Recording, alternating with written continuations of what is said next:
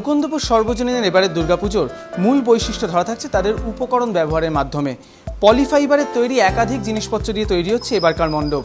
ফুটে উঠছে দশমহাবিদ্যার ছবি। শিব ও পার্বতীর একাধিক রূপ যেমন তৈরি হচ্ছে, তেমনি এখানে পলিফাইবারের মাধ্যমে রূপ পাচ্ছেন তাদের সন্তান সন্ততিরা।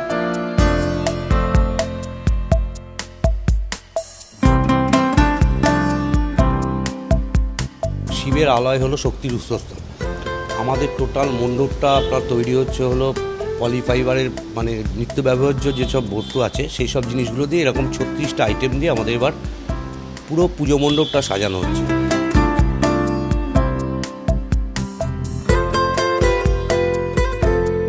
মূল মণ্ডপটি তৈরি হচ্ছে 3টে অংশে। গোটাটাই মুড়ে ফেলা হবে পলিফাইবারে। দর্শনার্থীরা যখন পুজোর সময় মণ্ডপ চত্বরে ঢুকবেন, একেবারেই তারা ঢুকে পড়বেন একটি পলিফাইবারের দুনিয়ায়। উদ্যোক্তাদের আশা, যদিও এখানকার ব্যবহৃত উপকরণগুলি দৈনন্দিন জীবনের সাধারণ কিছু জিনিসপত্র, কিন্তু তা দিয়ে তৈরি করা যাবে অসাধারণ এক মণ্ডপ। অরিত্রিক ভট্টাচার্য, এবিপি আনন্দ, কলকাতা।